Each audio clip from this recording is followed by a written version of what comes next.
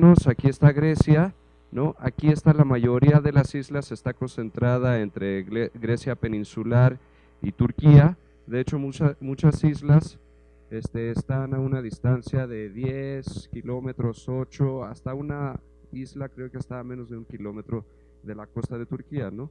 Y esto es bastante interesante por, no sé si conozcan, bueno, las relaciones de mi país con Turquía son un poco difíciles, ¿no? Entonces, cuando estábamos hablando de cercanías así, estamos hablando de una zona bastante caliente, políticamente hablando, desde siempre, ¿no?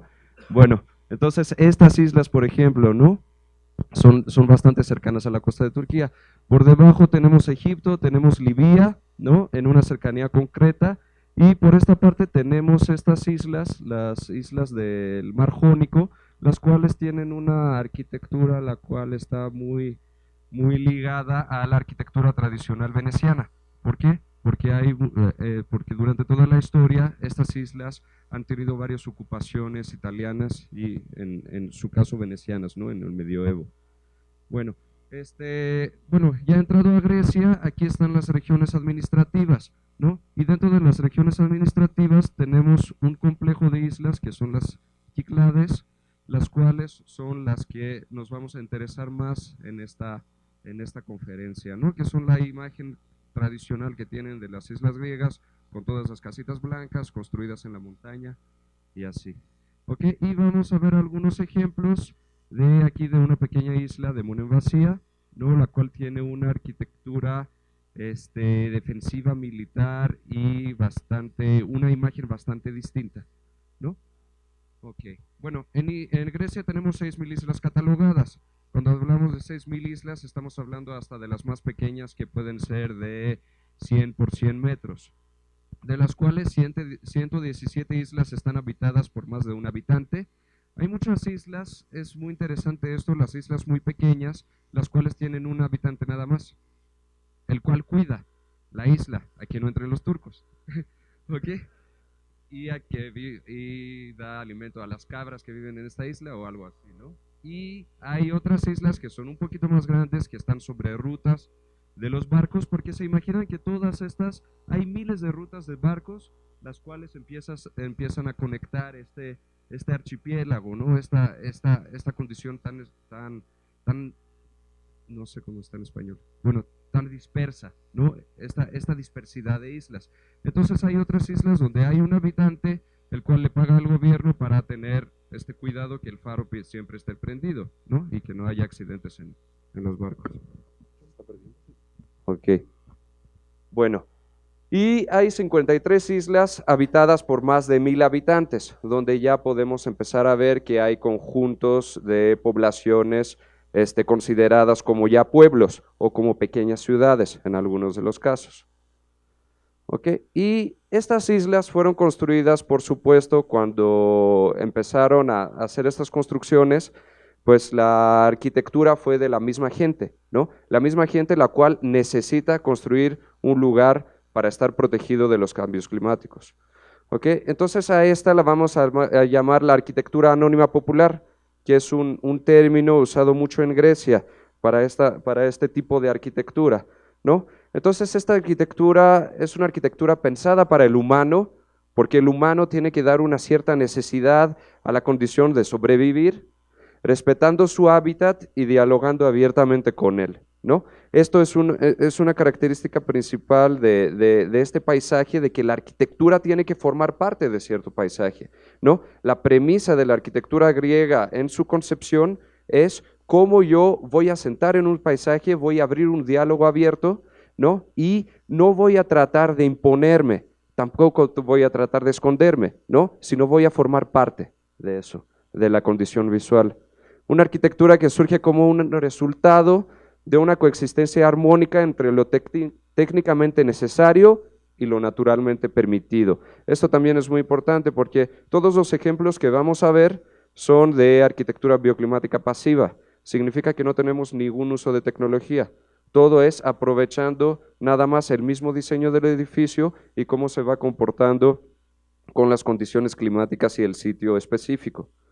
Es la arquitectura anónima popular, ejercida en el tiempo, en una época preindustrial, donde por una parte no tenemos el uso de tecnología que nos puede resolver la vida, ¿no? Y que, bueno, no importa si hace mucho calor, ponemos aire acondicionado, ¿no? Que es una cosa muy absurda, para decirlo así, pero tampoco tenemos producción masiva, ¿no? Que llega, la época industrial llega a dar este aspecto de masividad a todos a todos los aspectos de la vida, y dentro de eso es la vivienda. Entonces es arquitectura la cual cada familia tiene que construir su propia casa, para decirlo así. Por supuesto, en los pueblos hay gente, hay maestros, constructores, los cuales saben cómo hacerlo, ¿no? Y a través de la observación y la experiencia de su vida dentro de un hábitat cambiante. Aquí también hay una cosa interesante a pensar, es que los cambios climáticos durante el año son bastante extremos. Las condiciones climáticas de Grecia y de las islas son muy parecidas para que se den cuenta a lo que pasa en Chihuahua, ¿no? Entonces tenemos un invierno muy frío, al cual nosotros tenemos que estar protegidos de este frío, y tenemos un verano muy caluroso y muy seco, ¿no? Entonces en verano nosotros tenemos que tener una casa la cual llega a ciertos niveles de interior de frescura para no estar muriendo ahí. Imagínense que podemos llegar a en las islas, como hay los vientos, a unos 42 grados, más o menos, en verano. En las ciudades, en la ciudad de Atenas, hasta ha superado los 50 grados, en algunos momentos en agosto, que son los meses más calurosos. Y cuando estamos en invierno, tenemos un promedio en los meses fuertes de enero y febrero, tenemos de 4 a 10 grados, ¿no? Entonces también es un clima muy frío. Entonces ahí no tenemos que dar una respuesta la cual responde nada más a una cierta condición climática, sino la misma volumetría y el mismo diseño pasivo de la casa tiene que ser bastante flexible para cambiar durante las condiciones del año y adaptarse a estos extremos. ¿Okay? Entonces, ¿cuál es la sostenibilidad en la arquitectura anónima popular? Primero estamos hablando de aprovechamiento de recursos naturales, así como el viento, el agua, el asoleamiento, el suelo, hablando del sitio, ¿no? Cómo se está comportando el sitio y cómo nosotros vamos a dar una respuesta específica para este sitio en específico. En contra de su sobreexplotación actual, ahí no estábamos interesados en producir más, ¿no? Estamos interesados a crear una cierta arquitectura la cual responde y puede autosostenerse dentro de un cierto hábitat. Tiene que ver con el hecho de entender que el humano depende de la naturaleza en todos los niveles. Por eso les puse una foto vieja aquí de que nosotros estamos condicionados a vivir en nuestro hábitat, que es la naturaleza. Desde la sobrevivencia, desde lo que vamos a comer, desde cómo nos sentimos, si nos estamos mojando, si nos está dando mucho el sol, dónde dormimos, todo, ¿no? Biológicamente, y dependiendo siempre del alcance tecnológico. Todos los ejemplos que estamos viendo son construcciones las cuales muchas llevan 200, 300 años, ¿no? Entonces el alcance tecnológico en ese momento no era nada, era lo que podía hacer, hasta dónde podía llegar un maestro, para decirlo así. Hay pueblos que están construidos totalmente con piedra, construcciones las cuales pueden llegar hasta 5 niveles. Cuando hablamos de Grecia no podemos bajar menos de 3,5 metros, ¿no? Entonces, por la condición climática, porque por el calor, todo el área caliente ya saben que se está concentrando hacia arriba, ¿no? Tiene menos peso. Entonces, imagínense 5 niveles de un promedio de 4, estamos hablando de 20 metros de altura, sin el uso nada de concreto ni nada, sino la pura piedra y los puros arcos, cómo van comportándose, ¿no? Es impresionante. Entonces, los materiales de construcción, las piedras, la tierra, la paja, la piedra ligera, la madera, etcétera, se recolectan del entorno directo y se usan con muy poco o nulo tratamiento. No hay un tratamiento industrial de todo este material de construcción, sino es directamente como lo sacamos de la tierra, cómo lo vamos a usar y cómo vamos a acomodar, por ejemplo, las piedras. Son materiales naturales, amigables al humano y son la base de una manera de construcción no dependiente del tratamiento industrial de la materia prima y su transportación de otras regiones. Por supuesto, hasta todo, este es el horno de mi casa, en mi pueblo. ¿Okay? Entonces, esto se construyó por las piedras que se sacaron del mismo predio, ¿no? Ni siquiera las transportamos del vecino, para decirlo así. Y este es un aspecto muy, muy básico de la sustentabilidad, hablando. Y como resultado, no hay necesidad de gastar recursos energéticos para su transportación. Y hay que mencionar que esos mismos son reutilizables en su estado natural, sin perder sus características como resistencia, concentración y funcionalidad. Como no han tenido un tratamiento industrial, estas mismas piedras, si demolemos este horno, por ejemplo, se pueden utilizar para el gallinero, no sé, o para cualquier cosa, ¿no? Aquí es una imagen de la isla de Paros, ¿no? Y ya nos vamos introduciendo poco a poco a este paisaje que todos conocen. Entonces, la filosofía misma y el concepto de la arquitectura tradicional griega está muy ligada a la sostenibilidad, ¿no? Como estamos hablando de una arquitectura que surge para dar una respuesta misma al sitio, Aris Kostadinidis, un arquitecto muy famoso griego, ¿no? Decía que la arquitectura buena no es crear algo estético y después ir y colocarlo al lugar donde estamos, sino es crear algo que da respuesta al lugar donde lo vamos a colocar, ¿no? Y esto es algo que tenemos que tener siempre en mente. El aprovechamiento del paisaje, la orientación, los materiales de construcción regionales, la organización del espacio conforme a los cambios climáticos, así como otros factores, representan estas herramientas que utiliza la arquitectura anónima popular para generar un concepto de diseño bioclimático de la vivienda y en generar en el desarrollo de las concentraciones de construcción que llegan a ser pueblos, ¿no? Entonces, conforme una isla iba creciendo su actividad económica y que la mayoría era de la pesca, en ese momento no estábamos hablando todavía de turismo, ¿no? Y según lo que te podía ofrecer la isla, porque hay islas que son totalmente, no hay nada de vegetación, son unas rocas, ¿no? Unas rocas, para decirlo así, en el mar. Es muy difícil, no hay agua potable. Entonces imagínense, para el funcionamiento de todo eso, son condiciones de que nosotros tenemos que tener mucho cuidado, que cuando hay mar, por ejemplo, cuando dicen en Grecia, ¿no? Cuando hay mucho viento y no pueden viajar los barcos, pues nosotros podemos estar 3 semanas encerrados ahí, sin tener ningún contacto con el exterior, con otra isla. Entonces, poco a poco vamos a entrar a los criterios de diseño. Esta es una isla muy famosa, Sadorini, que tiene dos pueblos principales, que es Firá, y enfrente está Ia, Firá está por aquí, para que se den cuenta. Ahora, Sadorini es la isla que se supone que estaba en la Atlántida, ¿no? Según la mitología griega. ¿Por qué? Porque aquí, creo que hay fotos donde va a aparecer, aquí, bueno, se extienden esta foto, ¿no? Aquí hay un volcán, el cual explotó, por eso toda esta parte de la isla está hundida. ¿Por qué? Por la erupción, ¿se llama? Por la erupción del volcán se cayó todo, ¿no? Entonces, por eso ha dejado esta topografía tan accidentada. Bueno, entonces, y aquí está el plano de Firá. Esto que ven, este zigzag, es la calle que baja al puerto, ¿no? Y es una condición muy difícil. Si no manejan muy bien, no vayan ahí, es muy accidente, se les va a pagar, sí. ¿Ok?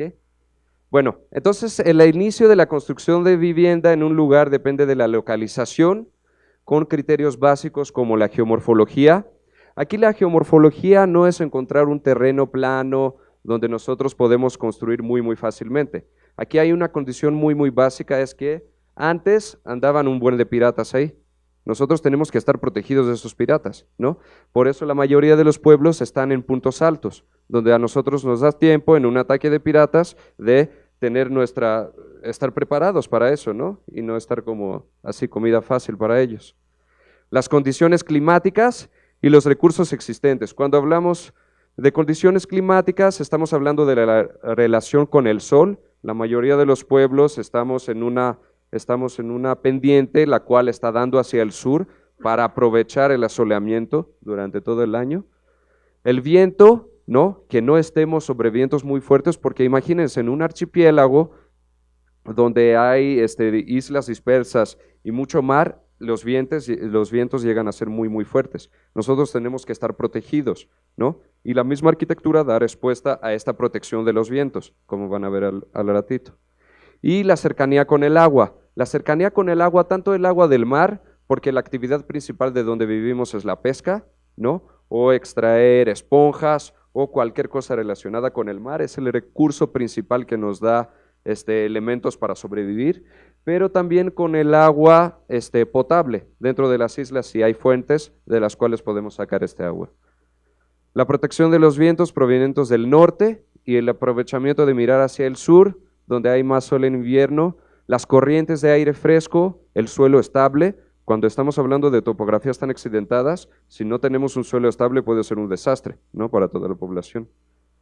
Y la vegetación alta, lo que significa que tenemos raíces las cuales pueden contener el suelo sin que se empiece a caer todo, así como las fuentes de agua natural son de entrada indicadores de una localización óptima.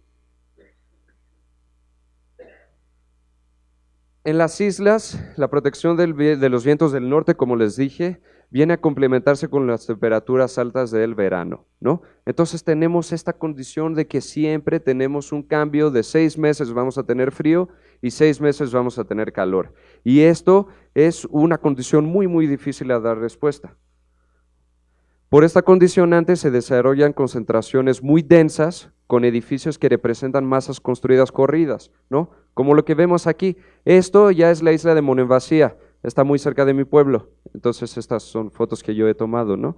Entonces ven cómo empieza a dialogar con el paisaje y cómo si estamos desde lejos, ¿no?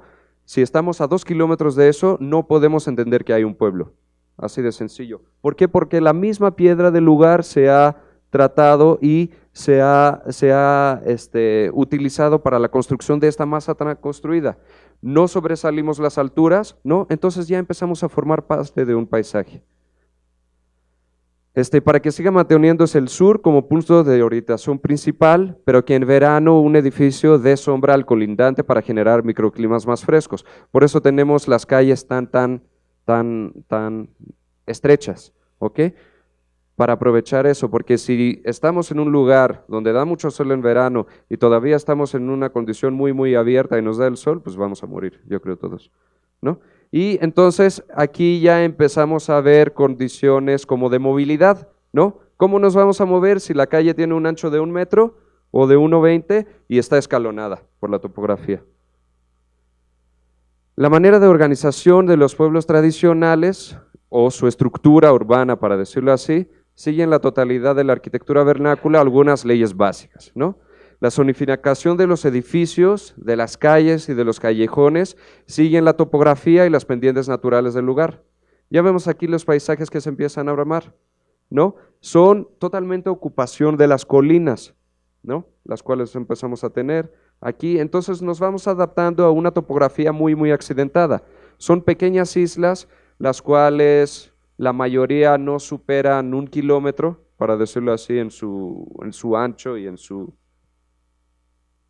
largo, ¿no? Entonces, y la mayoría de estos casos son como pequeñas montañitas, las cuales están dispersas en el mar. Entonces, la topografía es una condición muy, muy limitante, ¿no? De cómo nos vamos a ir. Nosotros no empezamos a excavar, ¿no? No decimos que vamos a volar toda esta colina, como lo que están haciendo aquí en las plazas comerciales hacia el oeste y todo eso, ¿no? Y vamos a aplanar esto y va a pasar una avenida, no. Nosotros nada más nos estamos asentando sobre una cierta topografía determinada y tratamos de aprovecharla al máximo. ¿Para qué? Para comportarnos dentro de un clima cambiante de la mejor manera. La zonificación de los edificios y de las calles callejones siguen la topografía y a través de eso, por un lado, los edificios y la traza urbana se integran de una manera natural al lugar y por otro lado se puede aprovechar al máximo el espacio y tener economía de movimientos y flujos internos, ¿no? Entonces ya ven cómo están las calles, ¿no? Las cuales muchas veces esta calle representa el techo de la vivienda que está abajo. Entonces aquí ya empezamos a perder un poco el límite entre lo público y lo privado, ¿no? ¿Dónde es público, dónde es calle y dónde es y luego cuando estás caminando por esas callecitas de las islas, de repente das la vuelta y rematas y ya ves una familia comiendo y ya te vas de reversa y dices perdón, ¿no? Y te vas. Es bastante interesante eso, ¿no? Y la búsqueda de la protección contra los vientos fríos del invierno y el calor de verano, así como la ausencia de agua potable y vegetación, condujo a este desarrollo de viviendas o conjuntos de viviendas subterráneos, ¿no? Donde dentro de cuevas nosotros estamos desarrollando la vivienda, estamos ocupando estos lugares. ¿Por qué? Porque representan espacios los cuales están protegidos a esos cambios climáticos y más o menos podemos tener una homogeneidad de cómo se va comportando el espacio interno de la cueva dentro del año, ¿no? Esta es una casa en Paros, ¿no? Donde totalmente están dentro de la cueva, y este es un viejo monasterio de mi pueblo, ¿no? El cual está también construido dentro de la cueva. Paleomonasterio se llama. Y ya hablando de la estructura urbana, la zonificación de los edificios es tal para permitir la entrada de aire y la iluminación natural en cada edificio. Esto es importante. No empezamos a tapar uno con el otro, ¿no? Nosotros estamos respetando la altura, y si estamos a espaldas, y si a espaldas de nosotros está el vecino, pues no vamos a superarnos de los niveles permitidos para empezar a taparle la vista y para empezar a taparle el sol en invierno que tanto necesita.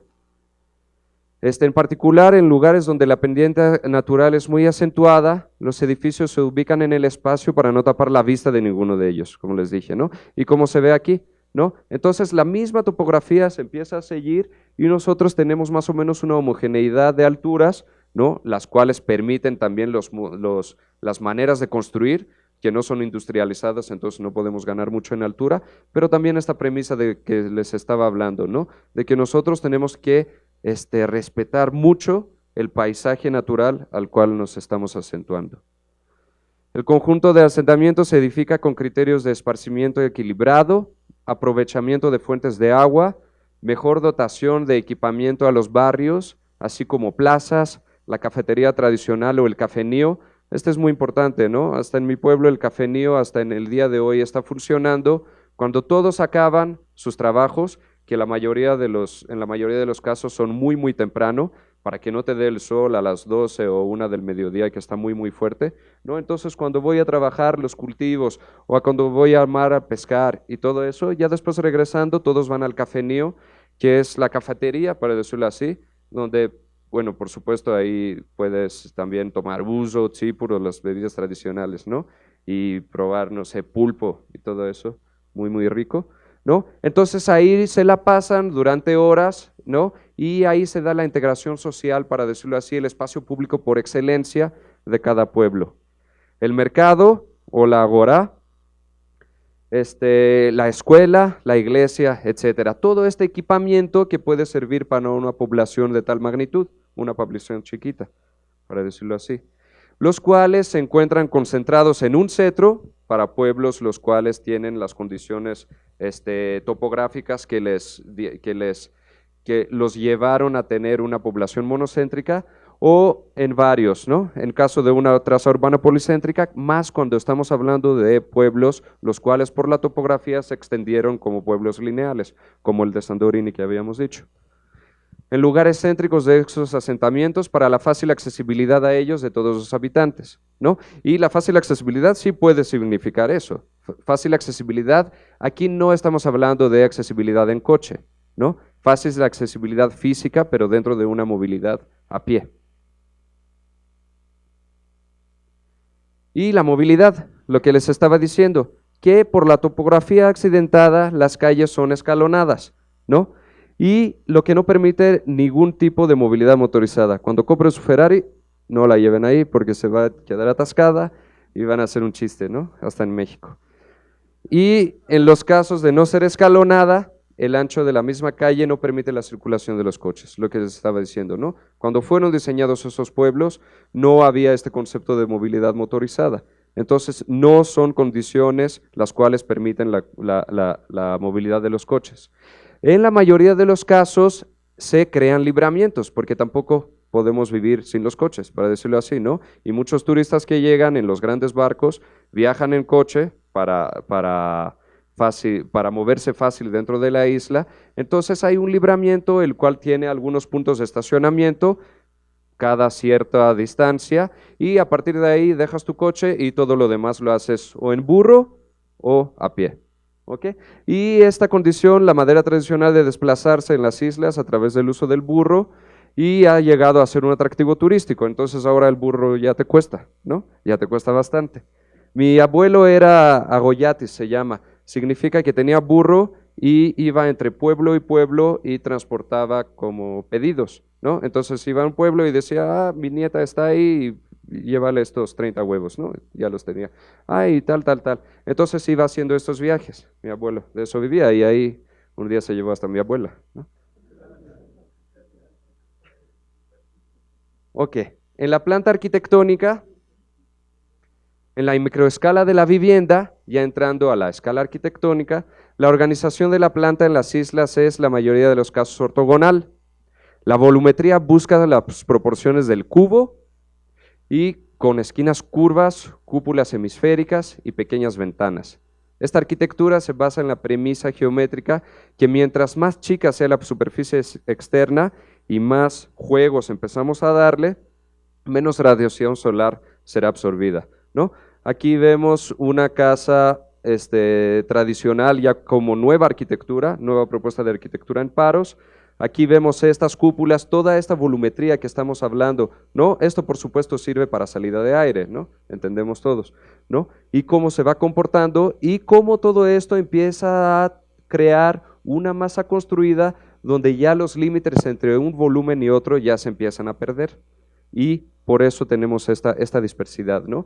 Y la mayoría de los casos la vivienda está buscando mirar hacia el sur, ¿no? Para los meses cuando necesitamos mirar hacia el sur, que es los meses de invierno cuando hace mucho frío, nosotros estamos buscando el sol, ¿no? Todo el pueblo está girando para buscar el sol.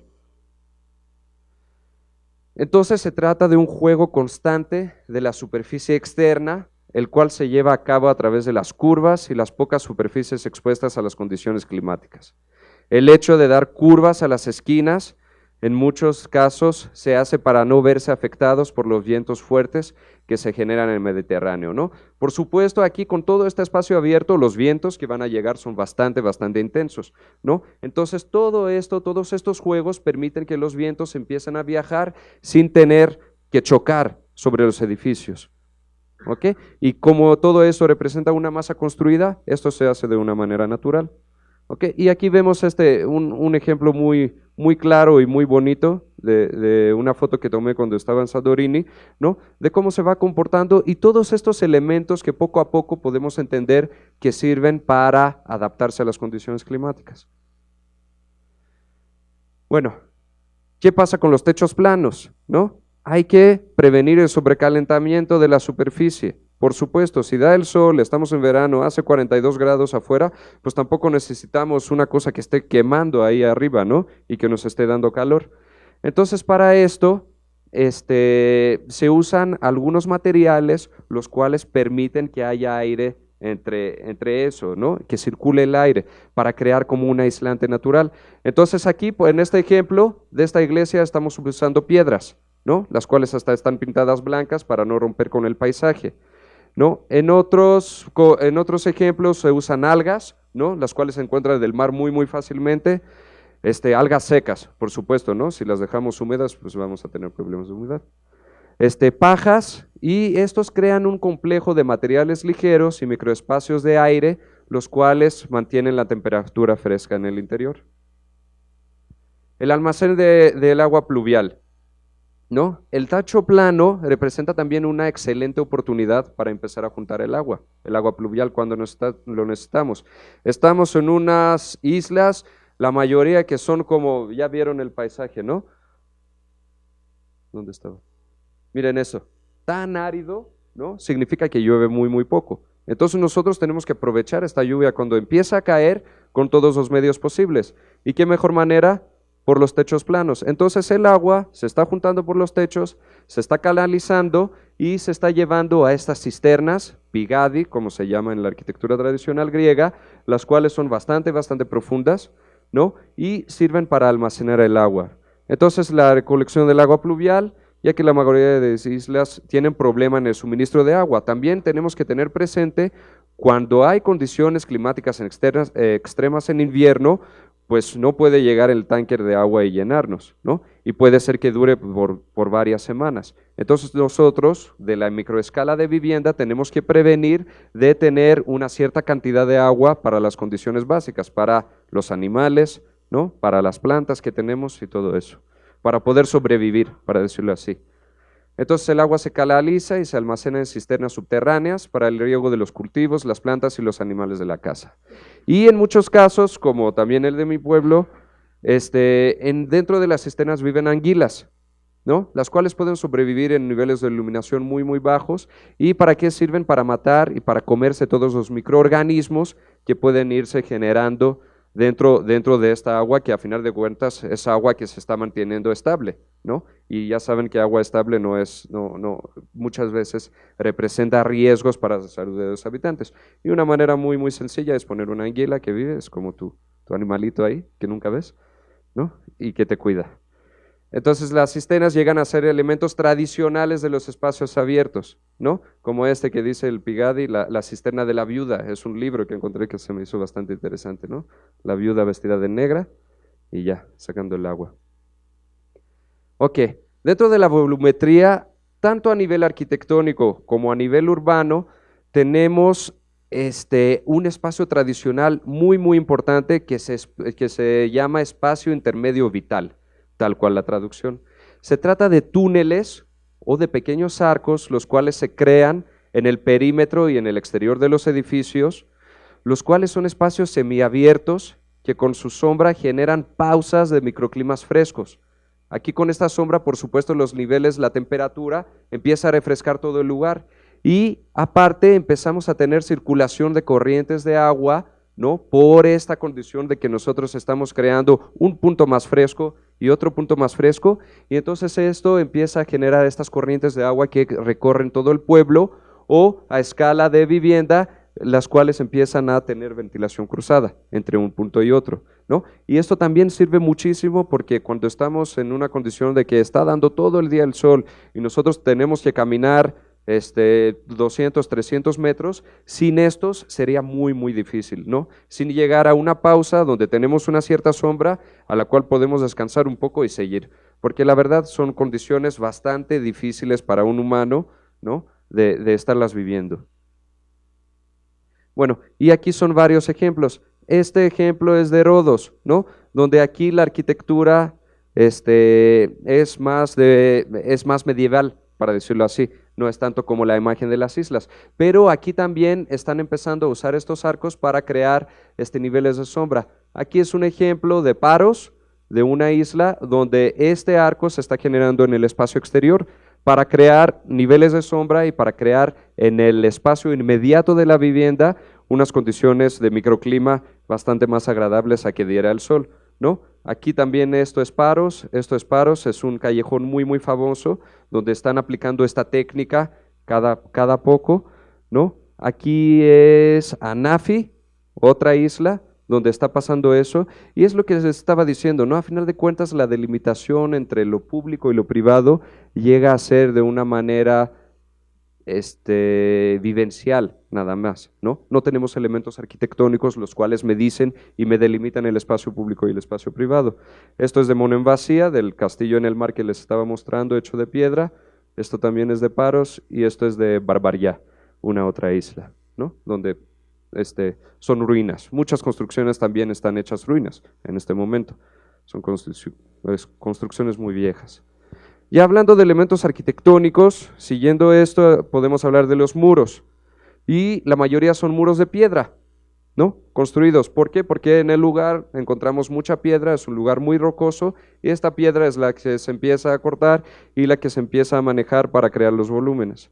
Y tiene un espesor de 60 a 80 centímetros, perdón, sí, 0,80 metros, lo que funciona como un aislante, ¿no? Donde tenemos pequeños cambios de temperatura dentro de estos espacios. En algunos casos el espesor puede llegar a 1 metro cuando el edificio llega a tener 4 o 5 niveles, como les estaba diciendo, o para edificios de defensa.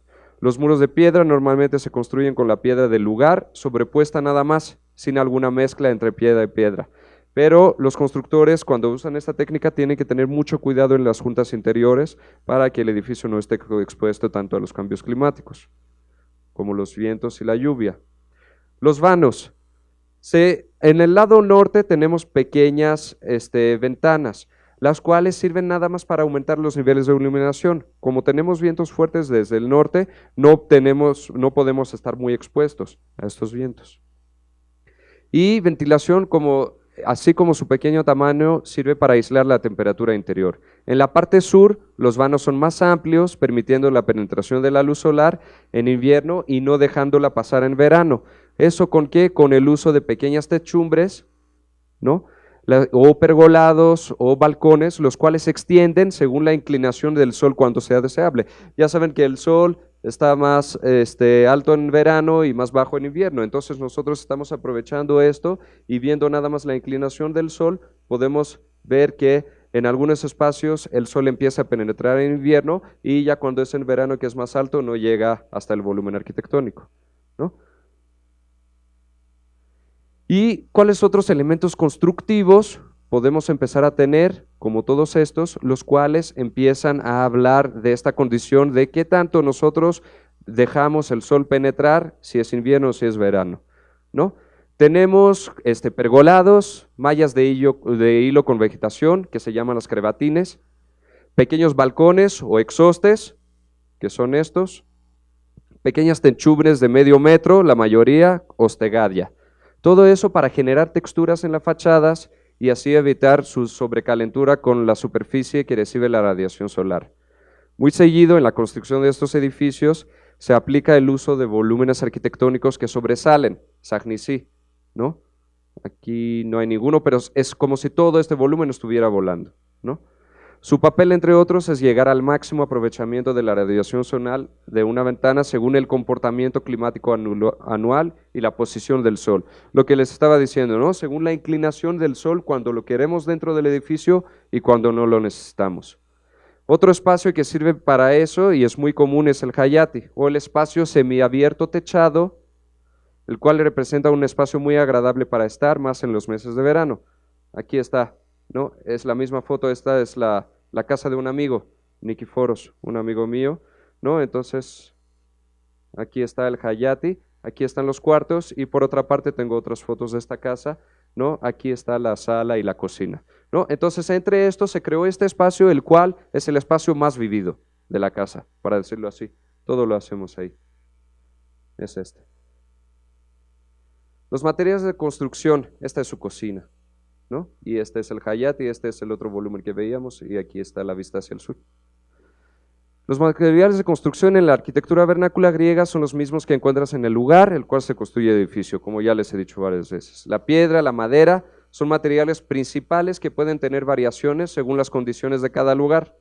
El uso de la madera se hace donde haya cantidades, ¿no? Islas que reciben lluvias, las cuales son islas las cuales no me interesa mucho en mostrarles, sino les estoy mostrando las condiciones más secas, ¿no? La base del techo, los volúmenes sobresalientes, agniciá, los pisos, puertas, ventanas, escaleras, etc. Aparte de estos dos materiales, es muy común el uso del cal y el pajareque como material de juntas. La tierra cocida al sol, plinthos, los tabiques, ¿no? Que sirven para techos, los plinthos, ¿no?